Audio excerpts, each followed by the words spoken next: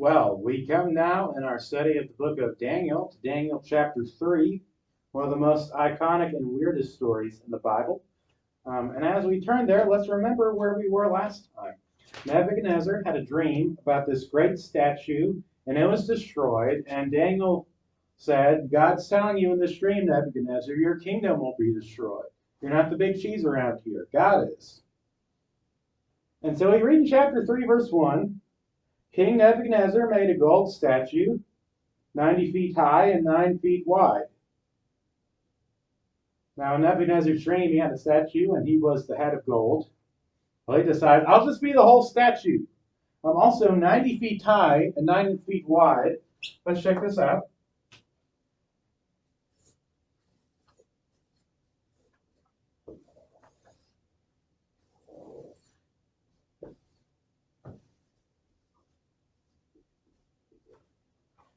Now, as you can see from my brilliant art right here, if it's 9 feet wide and it's 90 feet tall, that means it has a very narrow base, and it's ridiculously tall. Now, it could be that this description is a little bit hyperbolic. That means exaggerated for the sake of effect, simply to say this is a ridiculous statue that was giant. That does seem most likely, given that such a structure couldn't sustain itself. The idea that this carries is that it's very extravagant, it's very silly. And perhaps also looks a bit like cheese, but of course Nebuchadnezzar is not the big cheese, and he's going to find that out for the third time now in this chapter. He set up a statue on the plain of Dura in the province of Babylon. King Nebuchadnezzar sent word to assemble the satraps, prefects, governors, advisors, treasurers, judges, magistrates, and all the rulers of the province to attend the dedication of the statue that Nebuchadnezzar had set up. So this big list is essentially everybody. Everybody's coming, all sorts of people, all kinds of different roles in Nebuchadnezzar's kingdom.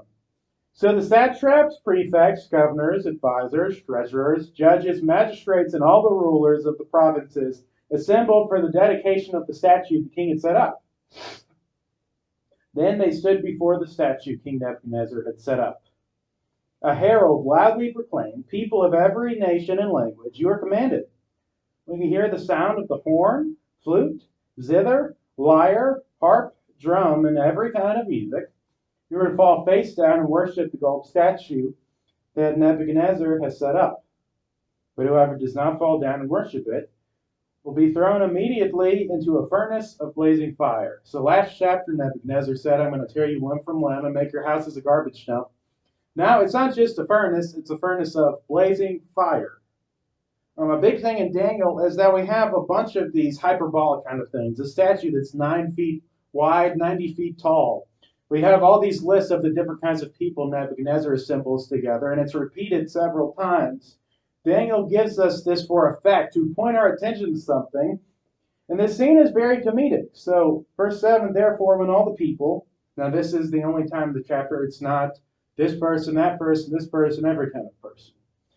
When all the people heard the sound of the horn, flute, zither, lyre, harp, and every kind of music, people of every nation and language fell down and worshipped the gold statue Nebuchadnezzar had set up. Now this is tragic. God has already told Nebuchadnezzar through his servant Daniel, your kingdom's not going to last forever. My kingdom is that I will set up. Nebuchadnezzar, the very next thing we see him doing is that he sets up a giant statue. Not like this one, not like the real statue, but the whole thing is gold. The whole thing is him. And he tells people from all over the place, because remember, Nebuchadnezzar is the king of the known world. He's captured every empire, captured every land to capture. And so he gets everybody together and he says, worship this statue. They all do it. Now remember, the questions Daniel is answering. Where is God? How do we live in exile? And we know that although there's this pagan pressure from every direction, that Daniel and his buddies are godly men who say whatever happens, happens, but we're going to follow our God. And so verse 8, some Chaldeans took this occasion to come forward and maliciously accuse the Jews. They said to Nebuchadnezzar, King Nebuchadnezzar, may the king live forever. You as king have issued a decree that everyone who hears the sound of the horn, flute, zither, lyre, harp, drum, and every kind of music must fall down and worship the gold statue. Whoever does not fall down will be thrown into a furnace of blazing fire. There are some Jews you have appointed to manage the province of Babylon, Shadrach, Meshach, and Abednego. These men have ignored you, the king. They do not serve your gods or worship the gold statue you have set up. So these advisors come, they're appealing to Nebuchadnezzar's ego. First of all, they say, may the king live forever. That's what he wants to hear. That's why this statue is there. God's told him you're a head of gold on a statue of other things, and it's all going to be destroyed by me. Nebuchadnezzar has the statue of gold, and he thinks, I'll never be destroyed. And so they say, may the king live forever. And he's saying, that's my language. That's what I like to hear. And they say, of course, you, king, have issued that everybody has to listen to every kind of music and bow down, or they're thrown into a furnace of blazing fire. And here's where they stop flattering Nebuchadnezzar. There are some Jews you've appointed to manage Babylon. They're pointing the finger back at him. These are your guys, and this is what they're doing to you, king. You appointed them, and they're not worshiping your statue? And so he says, these men have ignored you. Now, of course, that's not really the case. We're going to see, as we've already seen in Daniel, that these guys were very respectful, but they wouldn't compromise their convictions. They respected the authorities that God had put over them, because yes, God does put authorities over us, but if they ever asked them to do something that would compromise who they were in God, they wouldn't do it. Verse 13, then in a furious rage, Nebuchadnezzar gave orders to bring in Shadrach, Meshach, and Abednego. So these men were brought before the king. Nebuchadnezzar asked them, Shadrach, Meshach, and Abednego, is it true that you don't worship my gods or worship the gold statue that I've set up? Now if you're ready, when you hear the sound of the horn, flute, zither, lyre, harp, drum, and every kind of music, fall down and worship the statue I've made. But if you don't worship it, you will immediately be thrown into a furnace of blazing fire. And who is the God that can rescue you from my power? Who is the God that can rescue people from a fiery furnace?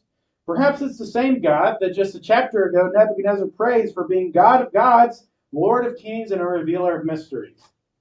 But Nebuchadnezzar's memory is short. He thinks he's the one on top of the world. But Shadrach, Meshach, and Abednego, no, he's not. And so they replied to the king, Nebuchadnezzar, we don't need to give you an answer to this question. In other words, we don't have to tell you yes or no. We're just not going to do it. And we don't owe it to you to do this. If the God we serve exists, then he can rescue us from the furnace of blazing fire, and he can rescue us from the power of you, the king. But even if he does not rescue us, we want you as king to know that we will never serve your gods or worship the gold statue you have set up. Now here's something fascinating. They say if the God we serve exists, he can deliver us. But if he doesn't, in other words, they're saying if God is real, if our God is real, he can rescue us. But they don't say if God's not real, we're going to burn. They're saying we so trust that our God exists, even if he lets us burn alive, we're going to follow him. And so, verse 19, Nebuchadnezzar was filled with rage, and the expression on his face changed toward Shadrach, Meshach, and Abednego. He gave orders to heat the furnace 7 times more than was customary. And he commanded some of the best soldiers in his army to tie up Shadrach, Meshach, and Abednego and throw them into the furnace of blazing fire. So these men and their trousers, robes, head coverings, and other clothes were tied up and thrown into a furnace of blazing fire. Since the king's command was so urgent and the furnace extremely hot, the raging flame killed those men who carried Shadrach, Meshach, and Abednego up. And these 3 men fell bound into the furnace of blazing fire. So Nebuchadnezzar is very angry. They say, we're not going to worship you or your gods. And so he gives orders for the furnace to be heated 7 more times. Now here's something that's important. They didn't have thermometers in ancient Babylon. 7 in the Bible is a picture of perfection. Is that still in frame? Yes. 7 in the Bible is a picture of perfection. After all, there's 7 days in the week, right? And so it doesn't mean that Nebuchadnezzar said, oh, the temperature says this. It's 200 degrees Fahrenheit. Let's make it 1400. No, what it's saying is he's heating it as hot as it can be hot. And he gets some of the best guys in his armies to go throw these three Israelites into the fire. And you know what happens? The fire is so hot that as they're walking over there and throwing them in the fire, they get burnt up. The three best men, Nebuchadnezzar just lost them because he was angry because there was three guys who wouldn't bow to him when the whole rest of the kingdom did. Nebuchadnezzar has a huge ego. We also see that these men had all their clothes on, their trousers, their robes, their head coverings, their other clothes. The idea is that they're bundled in flammable materials. The fire is so hot, it's as hot as it can be. It's a perfect hotness.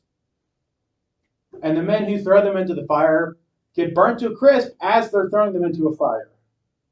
What's going to happen to our friends Shadrach, Meshach, and Abednego? Verse 24. Then King Nebuchadnezzar jumped up in alarm. He said to his advisors, didn't we throw three men bound into the fire? Yes, of course, your majesty, they replied the king. He exclaimed, look, I see four men, not tied, walking around in the fire unharmed. And the fourth looks like a son of the gods. Okay, so what's happening here? So these three guys are thrown into a fire of perfect hotness, bound, they're restricted and covered in flammable clothes. Nebuchadnezzar looks a second later, and they're all free. They're not on fire, and there's a fourth guy walking among them. And it's not just a fourth guy, it's a fourth guy who looks like a son of the gods. Now, we actually don't really know who this guy is or much about him because we don't get any commentary on this guy from any of the Jews in the story, those people who actually knew God and his word. We just have Nebuchadnezzar, who again collected gods like Pokemon. So we're not going to trust his religious judgment a whole lot. But certainly, this is a special person or being that's in the fire. Some people even think it could be Jesus himself in the fire. The idea is that God is with them in the fire, whether it's an angel, whether it's Jesus, whether it's some sort of other heavenly messenger. God is with them in this fire. He's released them. He's protected them. So verse 26, Nebuchadnezzar then approached the door of the furnace of blazing fire and called, Shadrach, Meshach, Abednego, your servants of the Most High God, come out. So they came out of the fire.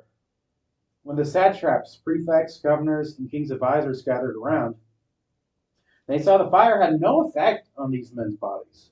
Not a hair on their head was singed. Their robes were unaffected, and there was no smell of fire on them. Nebuchadnezzar exclaimed, Praise be to the God of Shadrach, Meshach, and Abednego. He has sent his angel and rescued his servants who trusted in him. They violated the king's command and risked their lives rather than serve or worship any god except their own God. Therefore, I issue a decree that anyone of any people, nation, or language that says anything offensive against the God of Shadrach, Meshach, and Abednego will be torn limb from limb and his house made a garbage dump. For there is no other God who is able to deliver like this. Then the king rewarded Shadrach, Meshach, and Abednego in the province of Babylon. So Nebuchadnezzar realizes they're not going to burn, realizes that their God has protected them, and so he calls them out, and Nebuchadnezzar is able to approach the door of the furnace. This is a perfect amount of hotness, yet in God's providence, not only has he protected his guys, he's even protected this guy, old Nebi. And so they come out of the fire, and there's no effect. Not a hair was singed. They don't even smell like smoke. And so Nebuchadnezzar praises the God of these men who sent his angel, his messenger, his servant to rescue them. And their faithfulness is quite an example to him. And so he says, anybody who speaks bad about this God is going to be torn limb from limb. Their houses be made a garbage dump. They're going to be completely destroyed, ripped apart, and their houses will be destroyed. House also carries the idea of a family. And so they're just going to be wiped off the face of the earth if they speak against God.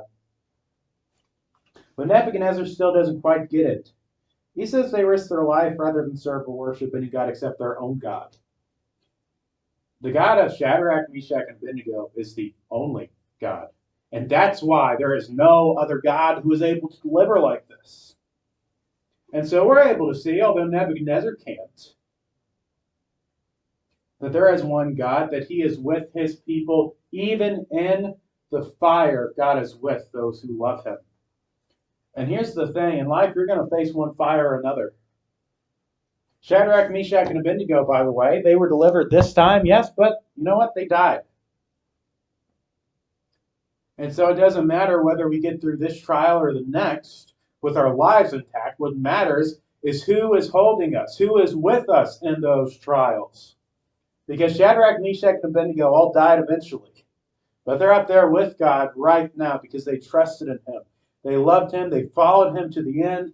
And they said, no matter what, God is God. He is our God. We're going to love and trust and follow him. And we know that he is holding us. And so how do we live in exile? We live in faith. We live knowing that God protects his people, whether it's in this life or even in the next.